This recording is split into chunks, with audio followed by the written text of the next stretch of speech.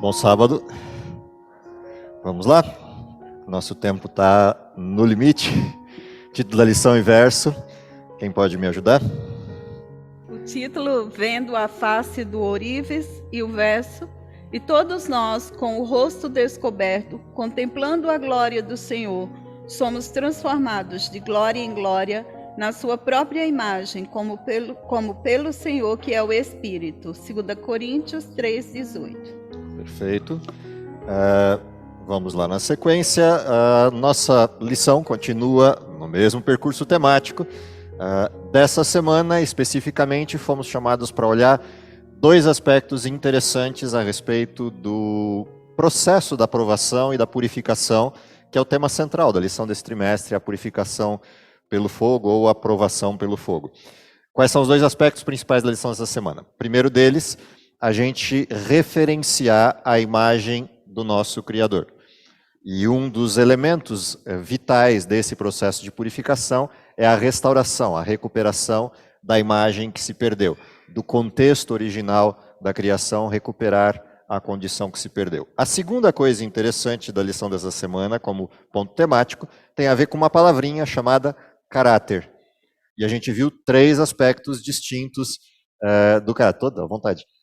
Viu três aspectos distintos da expressão do caráter. O primeiro desses aspectos, o desenvolvimento pessoal.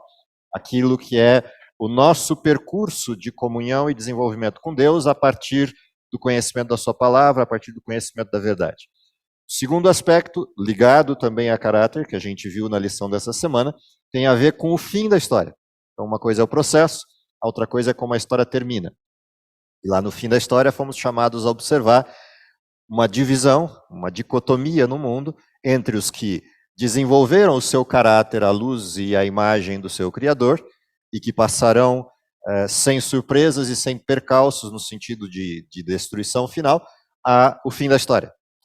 E um segundo grupo, que é o que não aproveitou esse tempo, não reconheceu a soberania de Deus e não reconheceu a necessidade de recuperação da imagem de Deus, e que vão encará-lo face a face no fim da história, mas no ponto oposto àquele que é o da redenção. E fomos chamados a observar um terceiro aspecto do desenvolvimento do caráter, que é o aspecto comunitário do desenvolvimento do caráter, que é a função da palavrinha eclesia ou da palavrinha koinonia ou igreja. E esse é o terceiro ponto da questão de caráter que a gente observou na lição dessa semana. Então, vamos para eles, vamos tentar entender cada um desses pontos e repassá-los aí como recuperação daquilo que a gente estudou. Primeira coisa interessante existe um processo de distorção produzido pelo pecado, e essa distorção não é pontual, ela é cumulativa. Ela é pontual no sentido do marco zero, a criação sofreu uma intervenção do pecado e uma cisão, uma separação de Deus. A partir do momento que essa separação ocorre, mas o ser humano continua vivo, ou seja, a partir do momento em que a gente persiste dentro da condição a vida, o que a gente percebe? A degeneração se torna um elemento progressivo. Ou seja, na misericórdia de Deus, ele intervém para que o ser humano não morra, que era o efeito colateral do pecado, e abre um caminho de retorno para casa, um caminho de volta. Abrindo o caminho de volta, dois caminhos estão dispostos ao ser humano: a degeneração completa, até a morte final, ou o retorno para casa e a vida eterna. Dentro do desenho de Deus para o plano da salvação, se a gente olha lá o livro Educação, primeiro capítulo do livro Educação, a essência do primeiro capítulo do livro Educação é a demonstração da intencionalidade de Deus em restaurar no ser humano sua imagem. A educação é um desses elementos. A igreja é outro desses elementos. A palavra de Deus e a comunhão com Deus é outro desses elementos. E aqueles que não têm acesso a nenhuma dessas coisas, Deus os acessa pessoalmente, fornecendo a mesma possibilidade. Ou seja, não importa se a gente está com tudo disponível, você tem a igreja, tem a palavra disponível e livre para leitura e estudo, você tem a escola, você tem todos os elementos criados por Deus ou organizados por Deus para essa restauração ser mais tranquila. Ou se você não tem acesso a nada, está no meio do nada, numa tribo isolada, lá no meio da Austrália, no meio da África, Deus busca o seu povo. Dentro deste contexto de Deus tentar a restauração, buscar a restauração, não há desculpas. Qual é a essência dessa restauração? O reconhecimento de quem Deus é e, a partir da comunhão com Ele, parte desse elemento do que Deus é, no sentido de caráter, no sentido de verdade, no sentido de integridade, ela vai sendo moldada no ser humano. Isso é o sentido do ourives, isso é o sentido do crisol. Ou seja, existem impurezas que vão sendo eliminadas no processo. A lição abriu com uma historinha, uma ilustração exatamente sobre isso. Vocês lembram da ilustração? Um grupo de alunos é levado a um ourives para entender o trabalho do ourives. E observando o trabalho do ourives, o que eles percebem? Tem lá a telha, tem lá os produtos que ele usa para esse processo da queima e intensificação da queima, e o ouro. E de vez em quando ele vai lá, pinça, pega o ouro e olha para ver se já está purificado. A pergunta que pairava é: como é que você sabe quando está pronto? E a resposta dele é: quando eu vejo a minha imagem refletida no ouro. É o mesmo sentido, e por isso a ilustração abriu a lição assim, é o mesmo sentido da restauração no homem da imagem do seu Criador, que é o conceito de educação adventista, por exemplo, na sua estrutura fundamental, nos seus fundamentos filosóficos, lá na epistemologia da educação adventista. Restaurar no homem a imagem do seu Criador. Em que aspectos? O aspecto físico, o aspecto intelectual e o aspecto socioafetivo, emocional e espiritual, que formam um outro conjunto, um terceiro conjunto de coisas, que é todo o desenvolvimento identitário humano. A soma dessas três coisas, desses três aspectos, na restauração, são os elementos de desenvolvimento, e por isso a lição vai seguir essa sequência a partir da imagem de Deus, pontuando os elementos básicos desse desenvolvimento. O primeiro elemento básico desse desenvolvimento é a fé. E do que se trata a fé? Lembram do texto bíblico? A fé vem pelo ouvir, e o ouvir do quê? Portanto, fé é um dom de Deus. Fé não é algo que eu tenho naturalmente. Crer é algo que eu tenho naturalmente. Até os demônios temem e creem. Mas fé não. Fé é o lado espiritual dessa crença. Portanto, é uma concessão, é um dom de Deus. A quem Deus concede o dom da fé? A todos que, ouvindo a palavra de Deus, a entendam primariamente para fazer o quê? Aceitar que ali tem um ponto de atenção. E a partir do momento que eu aceito isso, Deus me disponibiliza a fé para que eu desenvolva a crença na direção correta. E essa é uma coisa interessante na provocação que a lição dessa semana fez. Eu posso estar na batalha, ou seja, posso estar no contexto de uma igreja, posso estar no contexto do conhecimento da religiosidade, e posso até acreditar nisso. Mas o que de fato é a fé? É quando eu consigo enxergar aquilo que está por trás da cena, por trás das cortinas. A definição de fé na Bíblia é exatamente essa, quando a gente olha Hebreus capítulo 11. Lembram? Fé é o quê? É uma certeza, uma convicção, uma firme convicção ou uma firme certeza de duas coisas. Quais são elas? Daquilo que eu espero, portanto ainda não aconteceu, e daquilo que eu não vejo. Portanto, fé ultrapassa a crença. A crença é algo que está baseado em coisas tangíveis. Por que Deus não nos pede para acreditar nele no sentido de fé, que é a fé no invisível, antes de nos dar posições tangíveis de crença? Palpáveis de crença. Já perceberam isso? Deus não nos chama e diz: olha, acredita no céu, acredita que eu vou voltar, baseado em uma promessa etérea. O que ele faz primeiro? Ele mostra todos os aspectos da sua digital, da sua presença na história humana.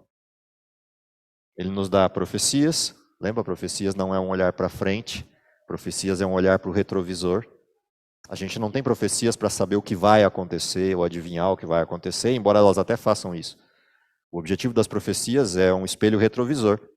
para eu saber que o caminho que eu percorri tem sustentação, portanto, o caminho que eu ainda não vejo, o caminho que está para frente, vai ocorrer. Ele é certeiro.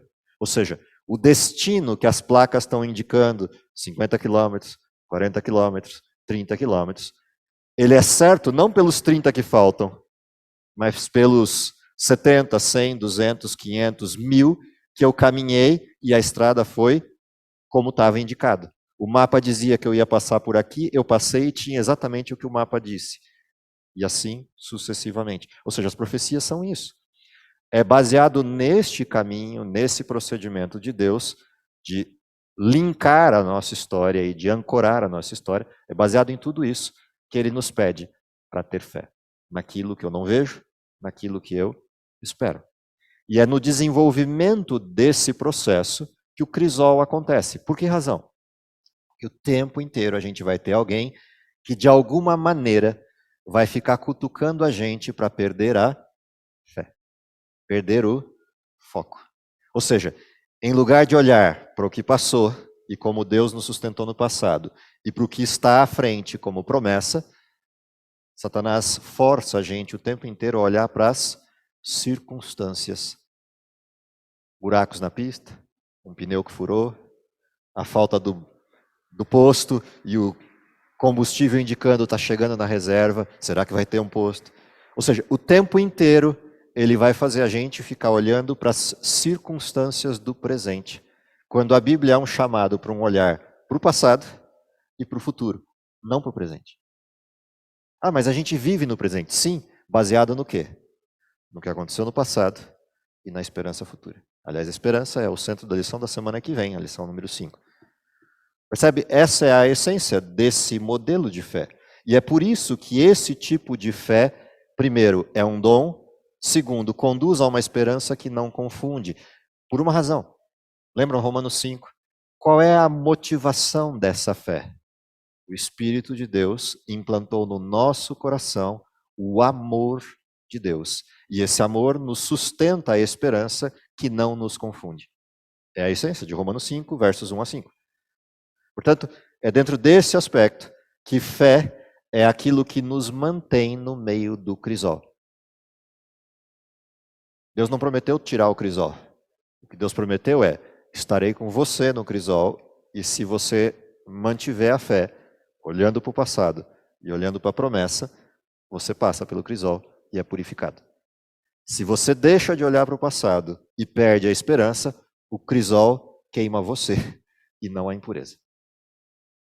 Essa é a questão. E é exatamente sabendo disso que Satanás toma as suas ações e toma as rédeas das situações para desviar o foco. O tempo todo ele tenta fazer isso. Porque desviou o foco, eu queimo. E quando queima, dói e vira um ciclo vicioso. Dói mais, eu perco a esperança. Dói mais, eu perco mais esperança. Eu fico nesse ciclo sem saída. Até que das duas, uma. Ou eu olho para trás e para frente outra vez, ou eu me afundo no meio do crisol. Sou consumido. Então, essa é a questão que abre a discussão dessa lição para nos levar à questão do caráter. Então, quando a lição traz a questão do caráter, a primeira preocupação de olhar para o desenvolvimento do caráter foi olhar para o que Jesus pediu e o que Jesus orou e o que Jesus conversou com os discípulos lá no contexto da última ceia, no contexto do último momento de Jesus com os discípulos. Se a gente olha com calma, e eu gosto desse texto, é um dos meus textos prediletos da Bíblia, que são os textos do capítulo 14 a 17 de João, se você lê com calma aqueles capítulos, o que você vê é Jesus antevendo o desvio de foco que acontecerá nos discípulos por ocasião da sua morte, a possibilidade da perda da fé e da desistência do processo. E preocupado com isso, Jesus começa um trabalho de sustentação. E se você observar, cada uma das falas de Jesus está ligado a um dos aspectos que sustentaria esse modelo. Se você vai a Mateus e observa a mesma preocupação de Jesus lá em Mateus 24, 25, 26, finalzinho da história, você vai perceber que Jesus já vinha preparando os discípulos para algo pesado que viria pela frente e revitaliza a promessa. Portanto, duas coisas aparecem nas falas de Jesus. Quando você olha Mateus, Jesus foca os discípulos no futuro. Quando você olha João, Jesus foca os discípulos na fé necessária e no tipo de condução de vida necessário para suportar o presente. E ali ele aponta para o passado, principalmente na oração que ele faz em favor dos discípulos. E o curioso, Jesus não termina a oração falando dos discípulos. Ele termina a oração do capítulo 17 olhando para o futuro na história e nos inclui nessa história, dizendo que pelo trabalho dos discípulos muitos viriam a crer, e por esses que viriam a crer, na sequência da história, Cristo ora para que Deus os liberte do mal e para que a fé persista. E ele baseia essa fé na verdade. A palavra é a verdade. Percebe? Esse é o desenho da fala de Jesus. Portanto, quando a gente fala de desenvolvimento pessoal do caráter, qual é a essência? A essência é o conhecimento da palavra, pela palavra vem a fé, e pelo desenvolvimento da fé vem a condição de que eu possa purificar o caráter. Percebe que isso não é um desenho de perfeccionismo barato, ou um desenho de obediência barata baseada em esforço ou qualquer coisa do gênero, no sentido de esforço pessoal ou condições e competências pessoais, porque a fé vem pelo ouvir. O que significa que não é na minha força, tampouco pela violência, mas pelo Espírito. Esse é o desenvolvimento necessário do caráter em nível pessoal, e é para essa direção que Cristo apontava a seus discípulos. Só que você vai reparar que no texto em que Jesus aponta para os discípulos essa questão da fé, em João principalmente, em várias partes do texto de João, Jesus fala do relacionamento entre os seus filhos. Ele diz: nisto conhecerão que sois meus discípulos, se vos amardes uns aos outros. Querem ser meus amigos? É muito fácil, é só fazer o que eu mando. E uma coisa só vos mando, que vos ameis uns aos outros. Jesus vai repetindo isso ao longo da fala do desenvolvimento pessoal do caráter e da fé que seria necessária para suportar o que viria pela frente. Por que Jesus faz questão de chamar a atenção para esse fato? Se você vai ao Velho Testamento, você vai encontrar textos interessantes sobre isso. Um deles, que é clássico, é um cordão de 3 dobras não arrebenta com facilidade. Por que esse provérbio? E o que ele quer dizer? No processo do desenvolvimento do crisol, por várias vezes, isso é como a lição fecha essa questão do caráter, no processo do desenvolvimento do crisol, por várias vezes a gente tem a sensação de estar remando sozinho contra a maré. E não raras vezes a nossa sensação é a sensação de Elias: só sobrou eu. Sim, só sobrou ele mesmo, ele fugiu para uma caverna, no meio do deserto, longe de tudo e todos. Ali, de fato, só tinha ele. Qual é a instrução de Deus para ele? Levanta a cabeça, sai da toca, porque tem 7.000 que ainda não dobraram os joelhos a Baal. Portanto, lá embaixo tem gente igual você com a mesma sensação. E eles precisam ter certeza de que eu não os abandonei. Desce daí, vai para o meio deles e a gente vai resolver a conta. O que acontece a partir daí? Lembra dos milagres que acontecem na sequência disso? Cada um deles vai sustentando o ministério de Elias até que chega o ponto que a seca acaba, ele pode chegar lá e botar o dedo no nariz de Acabe e dizer: ó, é fim de escala, fim de processo, Deus agora vai pesar a mão sobre tudo isso. Vocês conhecem o final da história no Carmelo, a destruição dos profetas. Ou seja, ele precisou sair desse contexto.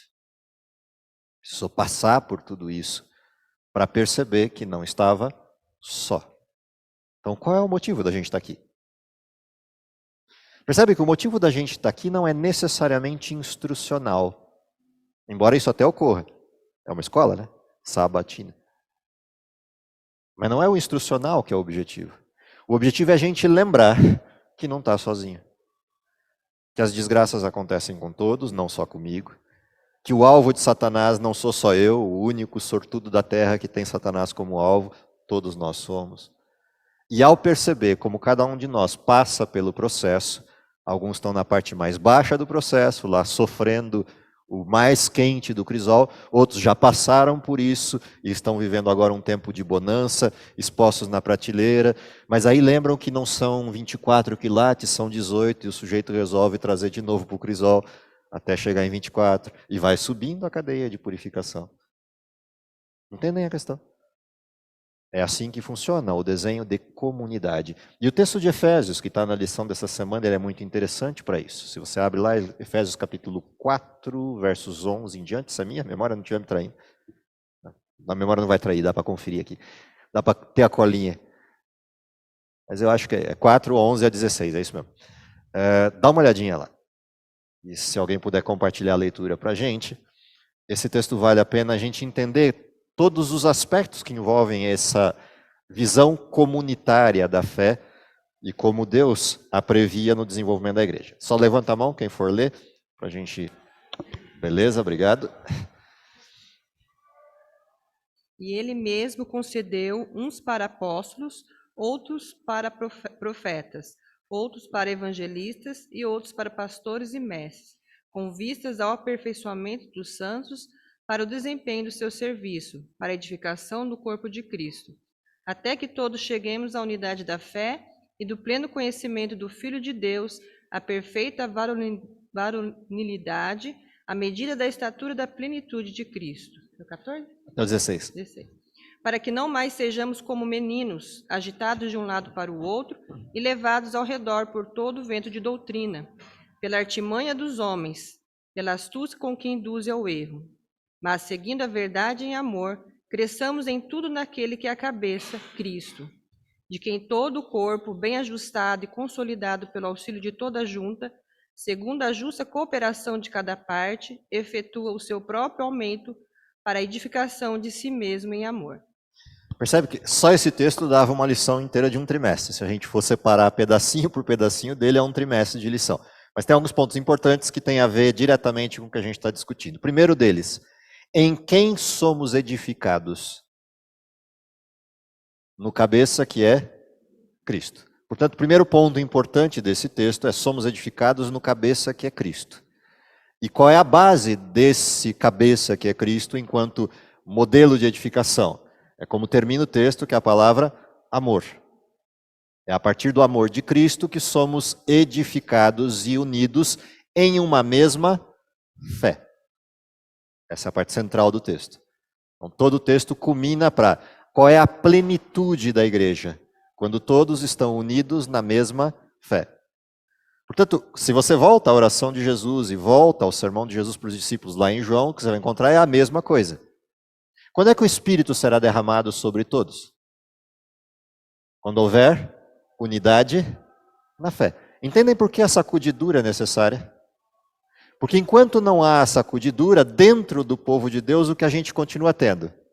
Meninos que correm como sujeitos desvairados para qualquer vento de doutrina.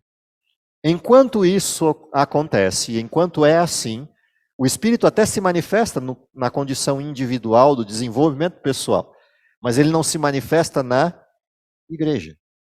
Quando a igreja for uma, ou seja, quando a sacudidura acontece, o processo se torna um e o foco é comum, unidade da fé, o que acontece?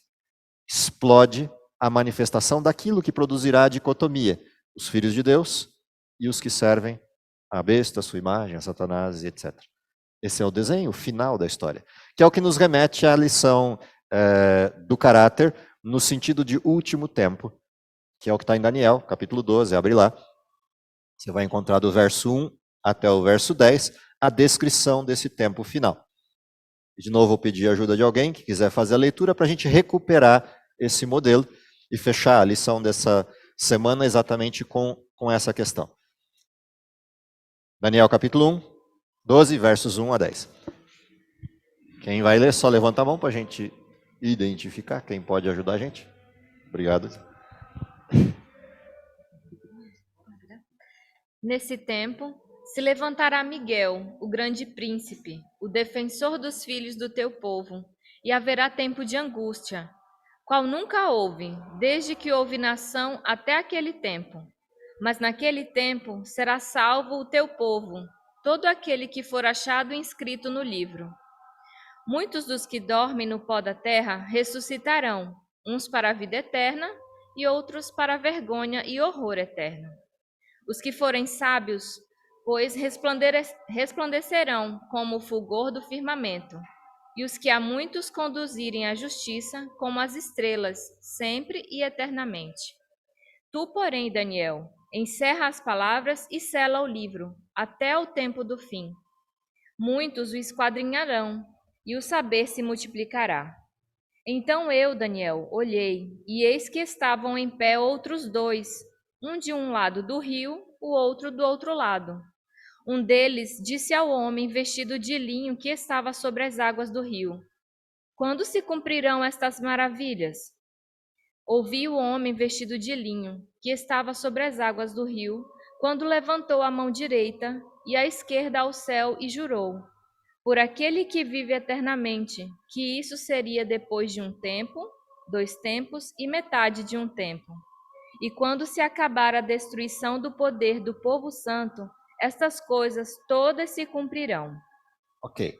Dá uma paradinha aí, e já que você está com a Bíblia aberta, lê para mim o último verso do capítulo anterior. Os 2 últimos versos do capítulo anterior. 44, 45? Isso, do capítulo 11. Isso. Mas, pelos rumores do Oriente e do Norte, será perturbado e sairá com grande furor para destruir e exterminar a muitos. Armará as suas tendas palacianas entre os mares contra o glorioso Monte Santo, mas chegará ao fim e não haverá quem o socorra. Perfeito. Por que eu pedi para voltar ao texto? Para a gente entender a continuidade do texto de Daniel. Percebe que o capítulo 11, obviamente, é um dos capítulos mais chatos e difíceis no sentido da leitura de Daniel, mas ele termina com um apontamento para o final da história e a vitória de Deus ao fim dessa história. A pergunta que paira é: quando Deus intervém? E em que circunstâncias essa intervenção se dá? O capítulo 12 abre com essa resposta, dizendo: Então, neste tempo, se levantará Miguel, o príncipe, em defesa do seu povo. Esse texto é muito interessante porque ele traz 2 aspectos da cena. Um que é o finzinho da história, lá na estrutura final da história, no desfecho final da história. E outro que antecede isso, que é o processo dessa história. Quando a gente olha para o processo dessa história, o fim da leitura desse texto de Daniel 12 que a gente ouviu, pontuava um tempo. Qual era o tempo? Depois de um tempo, 2 tempos, metade de um tempo, que lá no livro de Apocalipse se repete na mesma abordagem nos capítulos 11, 12 e 13 de Apocalipse, apontando que esse tempo são 1260 dias, ou 42 meses. Ao fim desse tempo, o que diz o texto? Todas essas maravilhas, todas essas questões serão postas em marcha. Qual é a primeira questão posta em marcha? Miguel, em defesa do seu povo.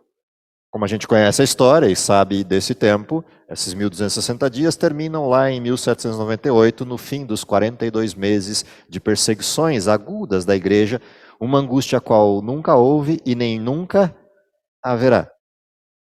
Porém, o texto abriu dizendo que tinha uma outra angústia que virá, uma angústia a qual nunca houve, mas não diz qual nunca. Por que não diz qual nunca haverá? Porque é o fim da história, não haverá outra, porque não haverá mais história. Portanto, as 2 coisas interessantes desse texto de Daniel 12 é que ele pontua claramente qual é o tempo. E nós somos esse tempo. O tempo chamado de tempo do fim. E no nosso caso em específico, como Miguel já se levantou em defesa do seu povo, término da profecia do capítulo 8, 2.300 tardes e manhãs. Inicia-se o processo de julgamento, aquele que está descrito no capítulo 7, que antecede a vinda de Jesus. É só ler com calma o capítulo 7, que você encontra lá. Foram abertos os livros, postos os tronos, iniciou o julgamento. Ao fim do julgamento, vem o Filho do Homem nas nuvens do céu, e recebe todo o poder e governo, e vai resgatar os seus filhos. Portanto, no processo do julgamento, quem é que sai em defesa do seu povo? Cristo. Para sair em defesa do seu povo, significa que existem acusações, que pairam sobre os filhos de Deus. Existe um livro que integra o nome dos filhos de Deus, o livro da vida. E existe alguém que dioturnamente tem como papel principal desviar os filhos de Deus do foco, para retirá-los do livro da vida. Qual é o papel de Cristo? Percebe? Cristo morre e nos dá como modelo da morte a possibilidade do pagamento da dívida exigida pelo pecado, a morte. Ao fazer isso, nos concede a possibilidade de viver. Mas Jesus não para morto, Jesus ressuscita. E ao ressuscitar, ele abre um segundo caminho, que é o fim do processo.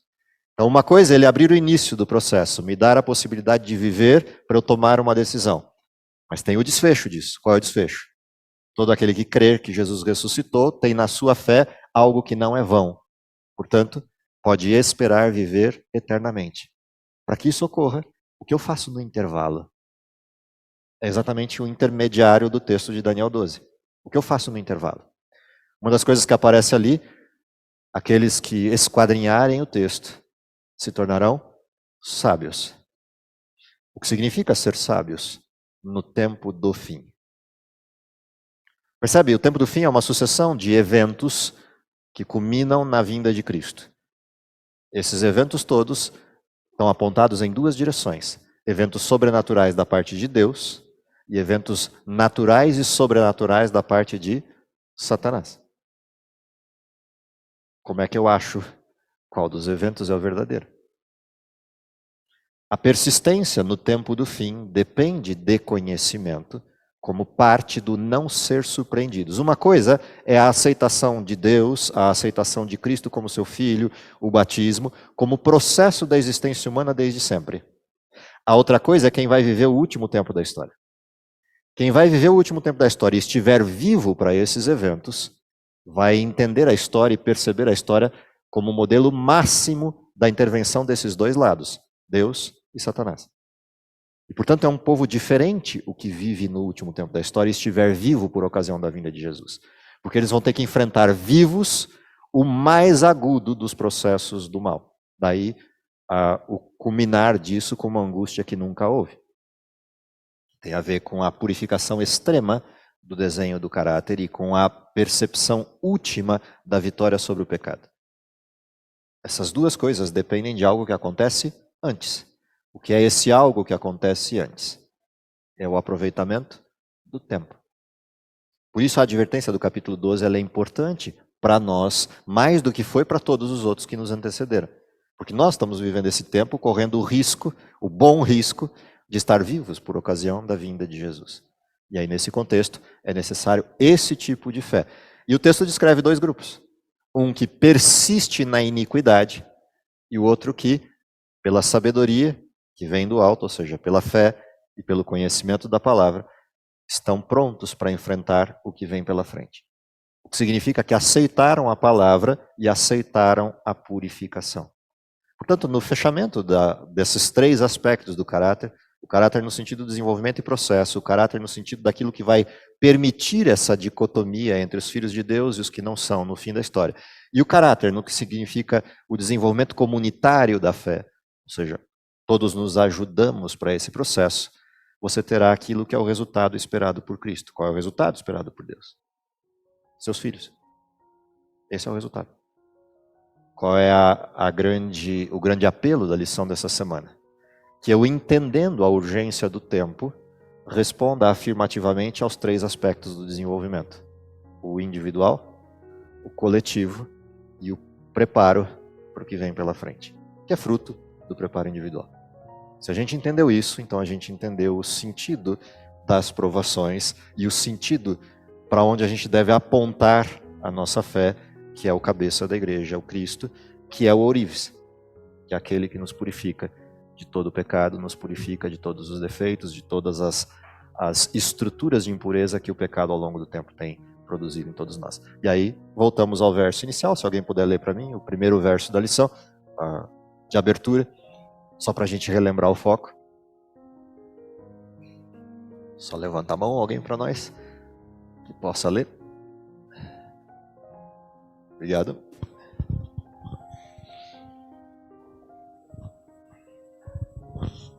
E todos nós, com o rosto descoberto, contemplando a glória do Senhor, somos transformados de glória em glória, na sua própria imagem, como pelo Senhor, que é o Espírito. Qual é o alvo de todos nós? Poder vê-lo face a face e ser conhecidos e conhecê-lo como hoje somos conhecidos.